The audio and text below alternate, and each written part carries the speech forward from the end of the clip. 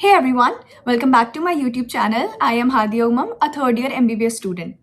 So today I'll talk about the platforms I used for my mock test. So in total, I used three platforms which I found to be most accurate and relevant. So the purpose जिसकी वजह से मैंने three platforms choose किए was to increase my question bank, to increase the variety of questions. तो मतलब मैं ये कहूँगी कि एनडीए जो क्वेश्चंस बना रहा है वो सिर्फ किसी एक सोर्स से नहीं लेके बना रहा है, राइट? तो आपको वही चीज़ दिमाग में रखते हुए आपको भी अपने क्वेश्चन बैंक को बढ़ाना है, एक वैरायटी ऑफ क्वेश्चंस आपको अपनी नज़रों के सामने से गुजारने हैं. सो आई वुड से कि and I would highly suggest कि आप भी एटलीस्ट 2 और 3 प्लेटफॉर्म्स को यूज़ करें to give mock test. So the first platform जिसके मैंने मॉक टेस्ट दिए थे and I found this particular test series to be very NCERT oriented, which is a very good thing, is NEET prep. तो इसके मैंने part syllabus and full syllabus test सारे दिए थे because I was enrolled in target batch. मैंने इसी के question भी प्रैक्टिस किए थे. मैं तो इसमें क्या होता था कि आप अपने क्वेश्चन पेपर का प्रिंट आउट निकालो, आप अपने साथ OMR रखो एंड घर में ही आप एग्जाम सेंटर जैसा इन्वायरमेंट क्रिएट करके आप घर के कंफर्ट में टेस्ट दे सकते थे. तो मतलब मैं क्या करती थी कि सेम टाइम स्लॉट में विदाउट एनी डिस्टर्बेंस एकदम सेम इन्वायरमेंट क्रिएट करके मैं ये टेस्ट पेपर देती थी इन ऑफलाइन मोड. उसके बाद आपको क्या करना होता था कि आप OMR अपनी उनके प्लेटफॉर्म पे अपलोड करोगे एंड आपका स्कोर आ जाएगा.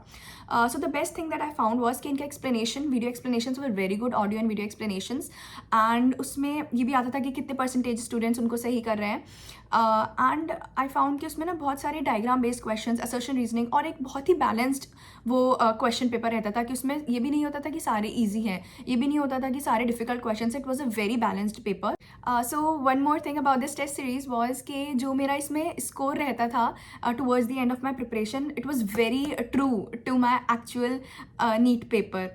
मतलब ये लोग के साथ वेरी कर सकता है ऑब्वियसली, बट मेरे लिए ये बहुत ही मतलब it was like a reflection for me. तो पर्टिकुलरली मुझे ये टेस्ट सीरीज़ बहुत सूट की थी.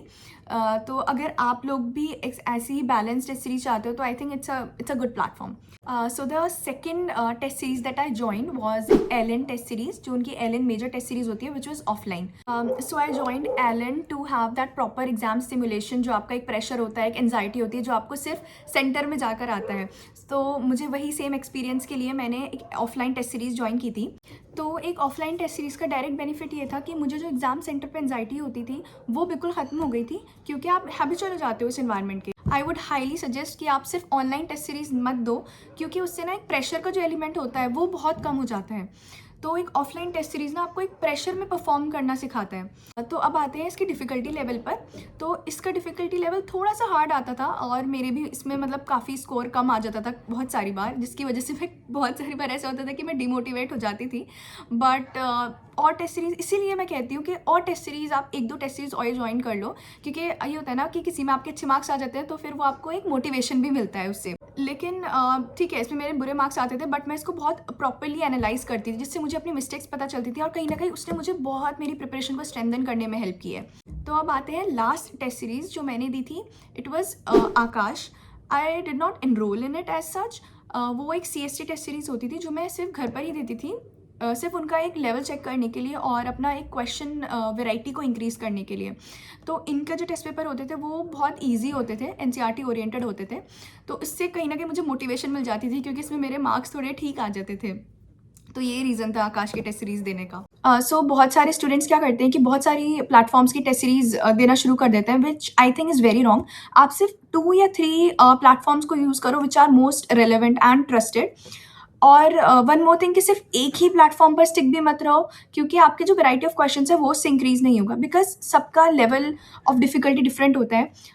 टाइप्स, वैरायटी ऑफ क्वेश्चन सबकी डिफरेंट होती है. किसी में असर्शन रीजनिंग ज़्यादा आती है, किसी में इमेज बेस्ड ज़्यादा आता है, किसी में NCERT ओरिएंटेड कोई सी ज़्यादा होती है. तो आई वुड सजेस्ट कि एटलीस्ट 2 और 3 प्लेटफॉर्म्स के मॉक टेस्ट आप ज़रूर दें. And one more thing I would suggest कि आप जब भी घर पर अपना पेपर दे रहे हो तो मेक श्योर कि आप प्रॉपर एग्जाम सेंटर जैसा इन्वायरमेंट क्रिएट करो.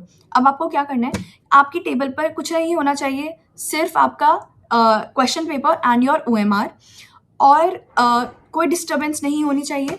आप उसी टाइम स्लॉट जो कि 2 to 5 वाला टाइम स्लॉट है, उसमें पेपर दो ताकि आपका ब्रेन उस टाइम सबसे ज़्यादा एक्टिव रहे। ये वाली जो एक्सरसाइज़ है आपको अभी से स्टार्ट करनी है। आप 2 to 5 में अपने ब्रेन को सबसे ज़्यादा एक्टिव रखो। अगर आप पेपर भी नहीं दे रहे हो, तो आप उस टाइम पर क्वेश्चन प्रैक्टिस करो। सोना बिल्कुल नहीं है इस वाले टाइम में, अपने ब्रेन को रेस्ट नहीं देना है ताकि आपका जो एग्ज़ाम वाला टाइम हो, उसमें आपका ब्रेन सबसे ज़्यादा एक उस वाले टाइम स्लॉट में सबसे ज़्यादा एक्टिव रह पाए। सो ये थे वो 3 प्लेटफ़ॉर्म्स जो मैंने यूज़ किए थे फॉर माय प्रिपरेशन, जो मुझे सबसे ज़्यादा रिलेवेंट लगे। ऑल्सो अब जो नेक्स्ट वीडियो मैं बनाऊँगी, it will be on how to analyse your mock test, कैसे आप अपने मॉक टेस्ट को एनालाइज़ कर सकते हो टू स्ट्रेंथन योर प्रिपरेशन। क्योंकि इस टाइम जो सबसे ज़्यादा इंपॉर्टेंट चीज़ है, वो यही है कि आप अपने वीक टॉपिक्स को आइडेंटिफ़ाई करो और उन पर काम करो, उनसे क्वेश्चन प्रैक्टिस करो। इसी से ही आपके मॉक टेस्ट में भी मार्क्स इंप्रूव होंगे। बहुत लोग मुझसे पूछते हैं कि मेरे अभी इतने कम मार्क्स आ रहे हैं, ये आ रहे हैं, तो score is not important at this point of time. अभी जो सिर्फ चीज़ इंपॉर्टेंट है वो है कि आप उससे अपने वीक टॉपिक्स को आइडेंटिफाई करो, अपनी सिली मिस्टेक्स को आइडेंटिफाई करो और फिर आप उन मिस्टेक्स को इम्प्रूव करो और नेक्स्ट टेस्ट में आप उसको अप्लाई करो, तो देखना आपके मार्क्स ज़रूर इम्प्रूव होंगे। So thank you for watching my video, and if you want more realistic NEET strategies, then please subscribe to my channel. Bye.